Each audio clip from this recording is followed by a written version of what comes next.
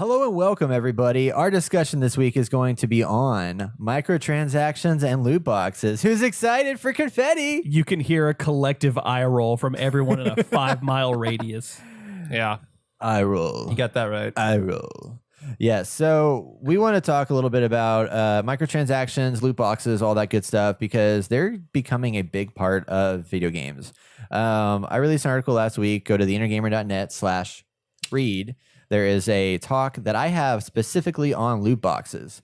And I mentioned how, at one point, there used to be this idea that you get loot as you progress through the game. Yeah. Right. And then you add in, you're in that shit. And then we started adding this whole like cosmetic thing. So as you play, you get cosmetics, and it became like, hey, let's be cool now. Like, I want to look cool. And well, not only that, it was like some of that. that cosmetic stuff was like a milestone you could reach in a game if you played for so long or did that. And it's like, you can now just buy it, and even with the cosmetic portions of loot or milestones that you reach in a game, now you can just buy them. It's like the Jenners putting their faces on T-shirts over album art by like Metallica or something. Like, can you imagine if they did that? That'd be so stupid. I would be infuriated. That would be. I would be very angry at that. Absolutely terrible, actually. Man. So let's start with. Let's go on the loot box conversation for a little bit. So we got loot boxes. Yes. Like Overwatch, I feel like is the most prime example of what a loot box is. So in the game, you progress, you get loot boxes. You can also buy. You can buy like money or whatever, so you can buy more loot boxes. Essentially, you can buy credits or whatnot. Yeah, you can buy credits. Have you guys done that? I have not. I don't think I have. Yeah, I haven't either. No. That's one game that does it well, and that you never have a big desire to buy a loot box. I mean, I like the skin, I like the way I look. I don't want to work too hard to or pay more money to make myself look that much cooler. Although it is pretty cool when you have like this badass fresh skin that nobody else has. Yeah, I mean, these days the summer games boxes are back. So they've got some new ones with that. Some of them they've always got the themed loot boxes. Yeah. Which has been interesting. It's always nice to see someone like, oh, he's got the Junkrat from their whole Frankenstein DLC sort of thing. I have that. The Junkenstein skin. The Junkenstein skin. My friend Aaron, he's always bragging because he has the Genji from the Summer Games loot box where he's just all white and he's got the little Japanese flag on his chest. And he's like, oh, yeah, well, I've got this one skin. Like, you can't really get it anymore. And I'm like, oh, fuck off. Well, and there's something to that point there where, there's people who get, with the loot boxes, and something that Overwatch does very well is, not everybody can get these loot boxes anymore. Like you can't, like it's a special item that is limited and it has value, while it may not be gameplay value, it is still an aesthetic value that still makes it worthy of something. Yeah, you feel a lot cooler than the other guy. You really do. And you can't just buy this shit. That's true. I didn't think about that because, like, in some, like, I was playing Injustice 2 when that came out, and that has a huge loot box system. And to me, I haven't found anything that eventually, like, just the more loot boxes you get, the more stuff you get. But I didn't think about with Overwatch, they have the events where this is available for a limited time. If you don't get it now, like, sorry, it's gone. It's definitely an incentive to actually play. Yeah. Interesting. Battlefield 1 also revised their loot box system. It's no longer battle at the chests. end of the their battle chests. It used to be at the end of a match they would just randomly pick 4 people out of the entire game and give them a loot pack or a battle pack. But now it's every time you level up. Right. Or not exactly level up. It's just its own special little progression bar. I think so. Yeah. It's nice. It's better. Yeah, it's better. It is. So it's interesting that things are changing a lot with it, but let's look back a little bit on the past of where these things came to be. So, where do you think loot boxes or the microtransactions and loot boxes first became a thing? I would like to say Team Fortress 2 and hats. Oh, I forgot about that. Maybe. Man, I don't know if that's going back far enough, but I know there was definitely a market for the hats. Right. And that was purely cosmetic. Right. So my first thought would be something related to like an MMO. Yes. Like, see, that's where I was going to go with the MMO portion of it, of something like World of Warcraft. And while it may not have been a formal microtransaction, you could actually pay another player to get you gold or get you some sort of resource of some kind. Yeah.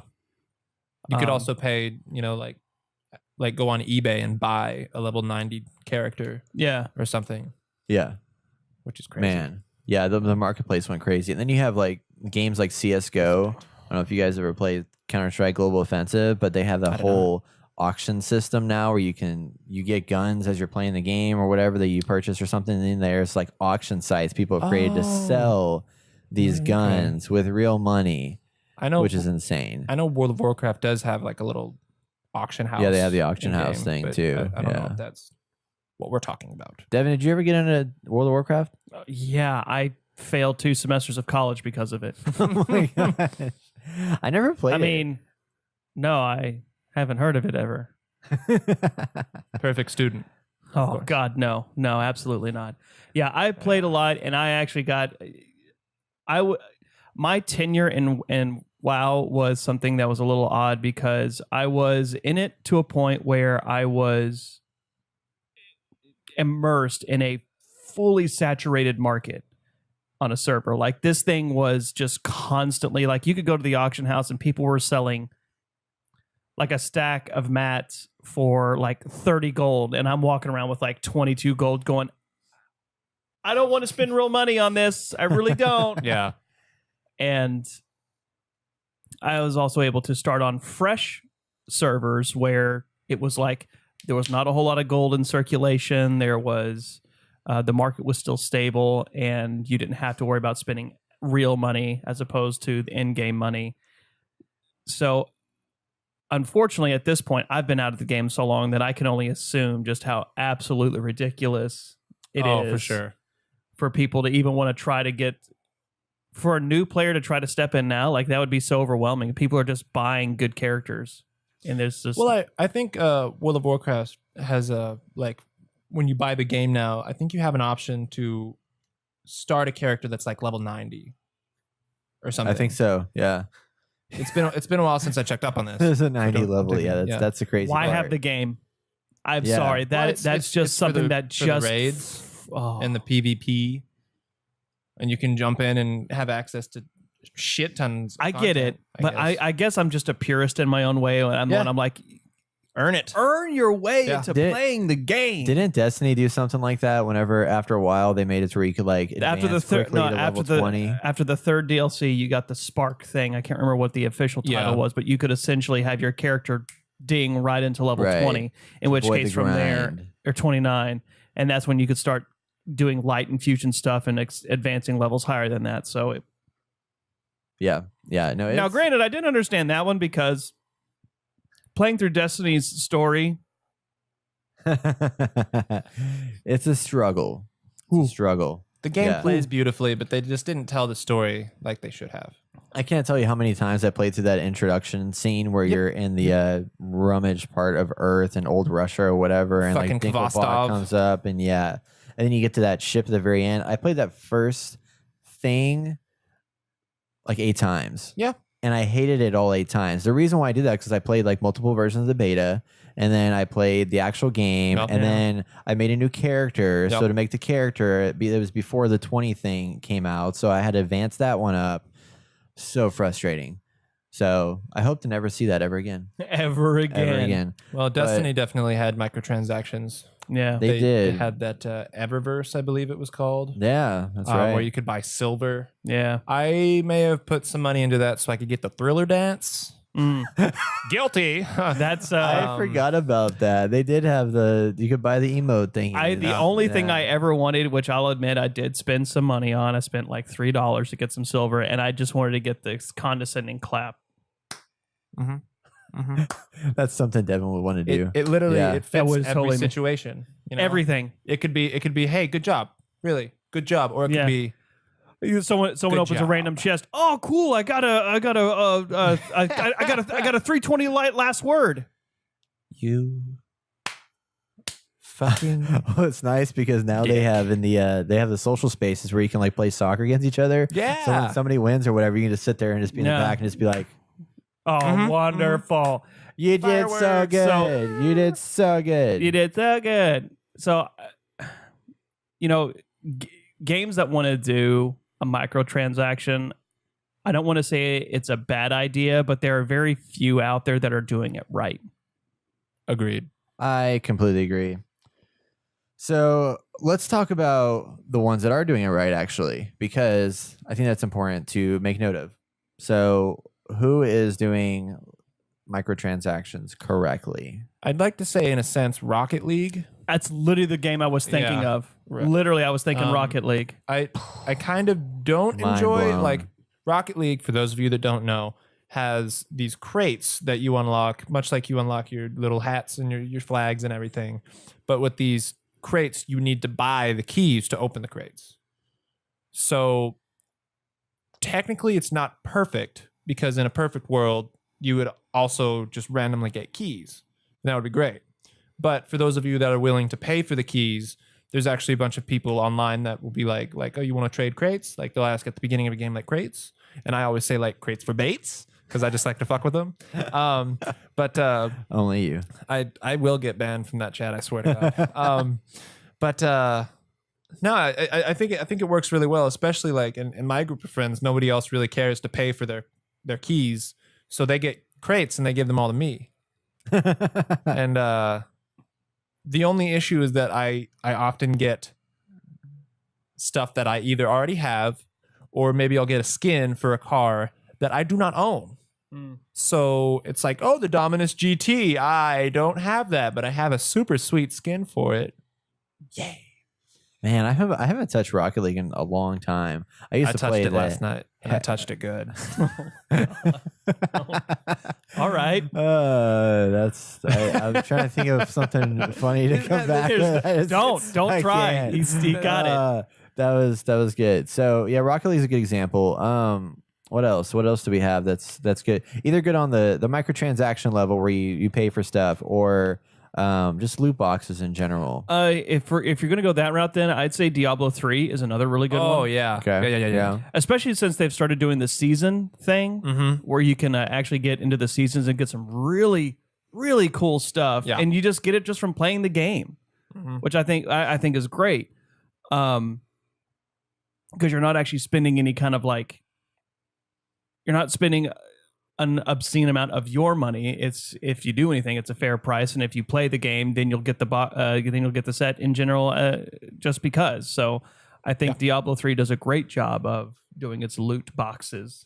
Yeah, there's that new system. new necromancer. Oh, metal man. ass fuck. Oh, it's like, I'm gonna take your bones and turn them into spears to kill your bros, and I'm gonna take your bones and you're gonna fucking explode. Yeah, I'm gonna just take your bones and just make a Skellyman just because I wanna go Skellyman. I'm gonna Go make armor out of your fucking bones. It's so metal. amazing. Lots of bones. So interesting thing I want to mention is, remember when the mobile games started coming out? I want to make that correlation because I feel like mobile games they created what we hate about microtransactions. Yeah. You know, because they came out, nobody wanted to pay more than $1 for a mobile game. So, hey, let's make it free, get you hooked, and then now you're going to pay us money. Give us your money. They literally do the drug dealer thing where they're like, okay, so do. here's this currency that you need in order to upgrade your stuff. You know what? Just because we're friends, the first one's on me, okay? And then you're like, hey, you got some more of them coins? And they're like, Yeah, we got some more. that'll be 99 cents, son. And at first you're like, 99 cents? That's not so bad. That's not so bad. It's not so bad. Didn't South Park have an episode of that with Timmy that was like doing? He was Yes. Yeah. What Yeah. was he doing? Do you remember? They were playing the farm. The Farmville thing. Yeah. He was leading you into the he was working for the Canadians. Yeah. And it was hilarious. The one that I really think was just one of the biggest offenders of this was Simpsons Tapped Out. Oh yeah, and also the new I didn't Futurama play that game. crap. Yeah. That is the exact same thing. Because it was, you had to get donuts if you wanted to like speed something up to produce produce or whatever. And it was like you get one donut when you level up past 20, and it takes so long to do that. But man, Yeah. you could get like, oh, here's a truckload of donuts for $49.99. Sounds good, doesn't it? That sounds great to me. That stuff makes me so frustrated because I mean I get the mechanic behind it and I get that people get addicted to it. But for me, I feel like if you just take a little less money and then make it to where there's enough interest there to make people pay every so often, but not so much that they're going to go broke and have to pay all the time. Like I hate when it's like, oh, you get 5 minutes into the game and then all of a sudden, oh, this will take you 10 hours, or you can pay me $2 right now and it'll come instantly. And it's so enticing to want to do that. And I hate that. Like, for example, Titanfall Assault just came out. It's a mobile game that Titanfall worked on with Nexon.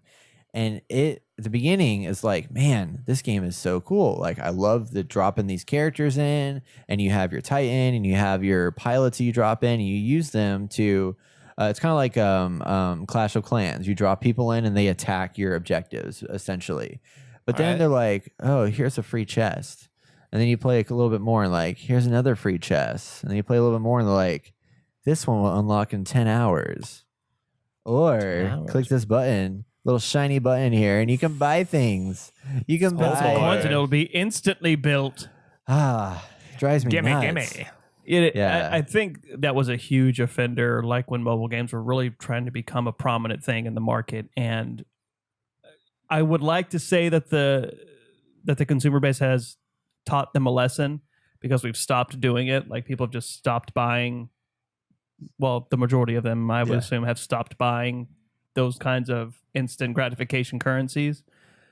Yeah, it's weird because they just come out in different versions. Like they they come out in different waves.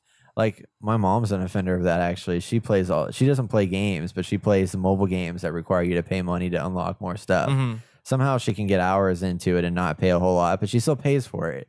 I'm like, Mom, don't do that. You're giving in to the temptation. Don't do it. You're giving in. But stop giving easy. in. It is so easy. It's so easy. Yeah, so I feel like that's had an influence on our games that we play now, these $60 titles that we play. And Shadow of War is the new game coming out this year. Boy. And everybody's probably excited about it. They're looking forward to it. You got this whole war thing you can do, which is really awesome. But they've introduced a loot system of some kind where they do have legit microtransactions that allow you to advance further in the game without playing it. And people are like up in arms about this because of that reason. Like it's literally paid advancement in the game. Now, is this single player or multiplayer? This is just single player. It's but it's like, why are you playing the game if you have to do that? You know? Yeah. In Shadow of Mordor, you would spend time dominating orcs and Uruk captains to do your bidding, and now it's like, well, you can dominate 5 Uruks for $2.99. Stupid and filthy microtransactions. So hate it.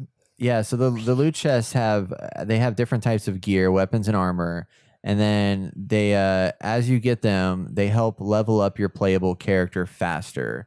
So you can get these loot boxes, and if you want to advance, like say you're in the Nemesis system, you have a guy that's like, level 12, and you're like, man, this guy's really hard. Well, rather than playing faster, you can just click buy, get some new armor, and then attach that, and then all of a sudden that guy is easy to kill.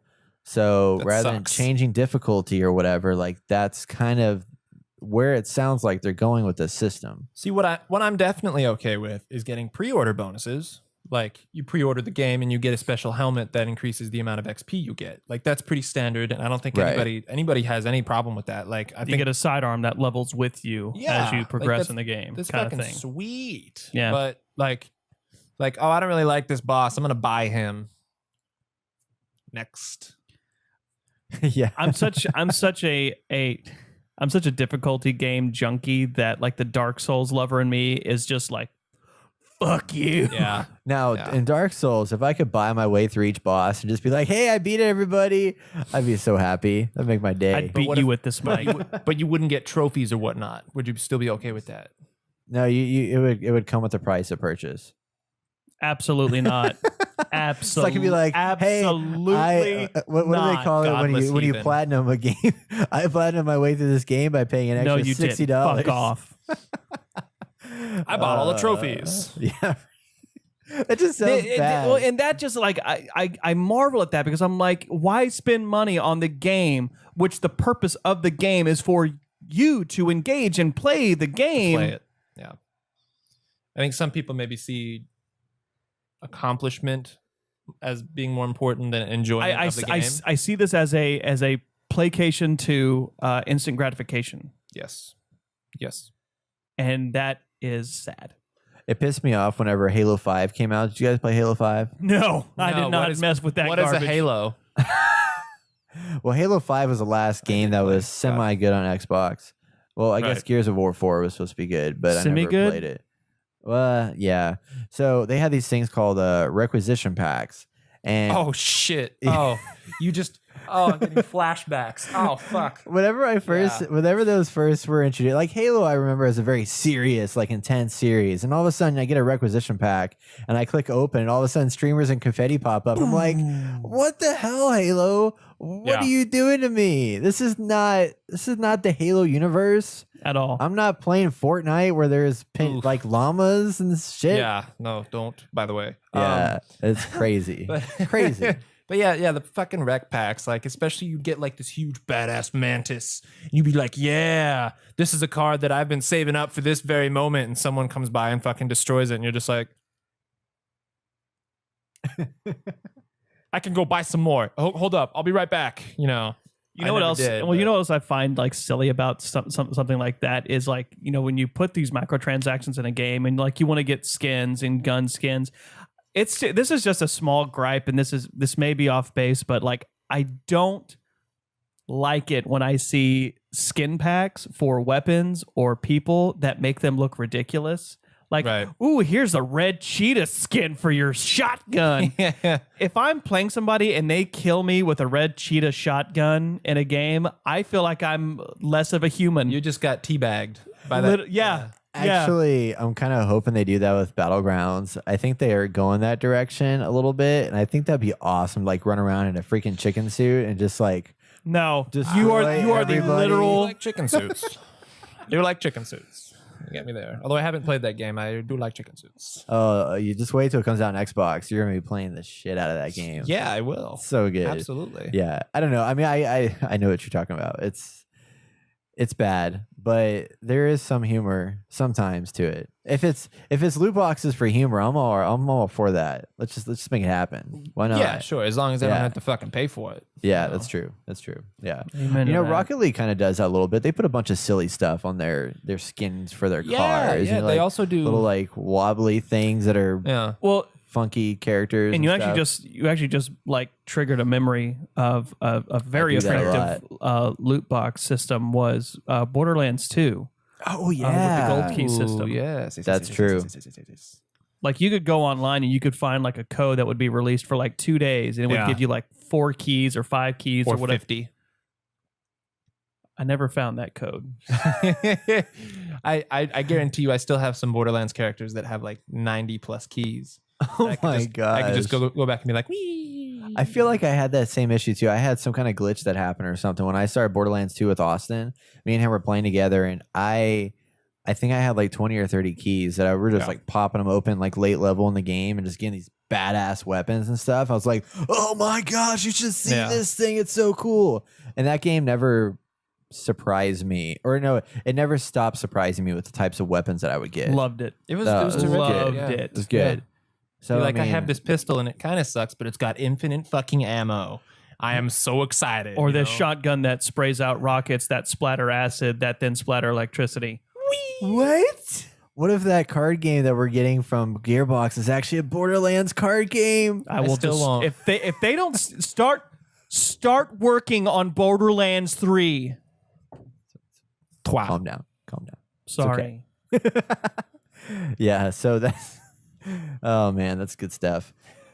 So we've talked a lot about the good and the bad of microtransactions and loot boxes and all that stuff. Is there anything that any ideal situation that you guys see that makes, let's put it this way. How do you guys feel about the loot boxes and microtransactions overall? Like, if you never saw them ever again, would you be content with that? Or do you feel like they have a good enough place in the game sphere that they should exist? I think in some form or fashion. I think they should exist because it's always nice to be able to customize things, and it's always nice to have more stuff than your friends. But also, it does help keep the gaming industry alive because idiots are pumping money into the industry, which in turn either goes into CEOs' bonuses or, more games. I'm hoping for the latter. Interesting. I never thought of it that way, actually. But I mean, it's definitely 100% just a money-making machine. Like, they're like, oh, these fucking rubes, they'll pay money for a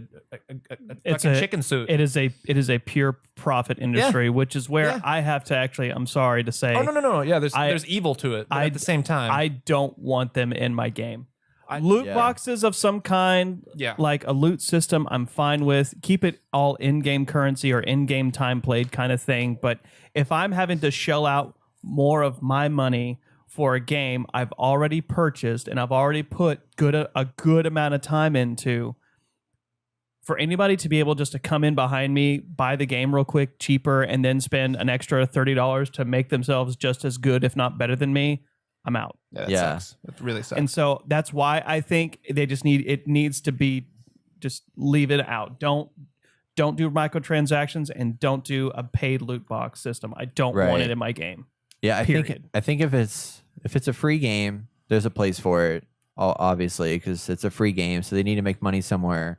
If it's a paid game though, and you put money down on that, I feel like you said, it should be the time you put into it. And part of the reason why they put it in there, I think, is so that people who don't have the time can feel like they can get up there to that level or whatever. But I still don't think it's fair to those players that put all that time into it and invested all that time. So for me, it doesn't make sense. Like, I think Overwatch does it well. I mean, I think what they do, like, I haven't had to buy anything and I'm content with that. That's been good. Battlegrounds thus far, I'm content with the way that works. You play a couple games, you unlock some loot crates, you're good to go. Like, so far that's been fine. But like, it sounds like Fortnite, you want to maybe buy some things potentially, and I don't know. I think probably the worst that I know of is GTA 5 online. Oh, because man, like this new gun running thing is like, you have to buy a bunker in order to be able to do the gun running DLC, for which you need to be a VIP of a corporation or a CEO. No, not a CEO. Like the club guy, the club president of a motorcycle club. Okay. So motorcycle club minimum, you have to buy the location. That's $250,000 minimum to buy the location. Then you can be a president. The bunker will be about minimum $1.25 million. For a VIP, that will be minimum $1 million. So if you want to go the VIP and bunker route, that's about $2.25 million, and that's for the cheapest places. And the better bunkers are available at like $3 million. And it's you know how long it takes to earn $3 million in GTA 5 online? I robbed a gram off for 20. What? $20. Yeah, I mean, it's so easy to buy these shark cards. Yeah, and just get like you can get one for, I think $99 is, I think, $8.5 million, and so that'll get you good and running in the gun running thing. But then there's also customization of your vehicles, and like it gets so like if you want to be a big boss in this game, that's going to cost you probably $15 to $17 million. So we're talking almost $200 here, and it's just a classic case of the rich get richer, Like, if you have the money, then you have everything in the fucking game. But if you don't have the money, then you're going to have to do these tiny little side missions or play multiplayer matches, which, don't get me wrong, it's fun. I have a good time with the multiplayer matches, but it would be a huge grind. On top of which, there's also daily upkeep of your bunker and your VIP location, which is like $8,000 a day. And, so that's also coming out of your cut. It's just so much everything money. Is like, why not just pay fucking money for this game, right? So, lesson learned, find a side hustle so you can afford all these microtransactions. Yeah. And you're good. So, Daddy needs a sugar mama. Well, that's going to wrap up our discussion, I think. If you guys have any comments on the loot box system or the microtransaction system, please let us know. You can let us know in the comments below right here. Or if you're listening, you can also email us at hello@theinnergamer.net. That wraps up our discussion. If there's a topic you want to hear us talk about, let us know at hello@theinnergamer.net, and we'll probably talk about it sometime. So that's going to wrap up everything. Thank you guys for watching. Thanks for listening. Thanks, guys. And watching. Deuces.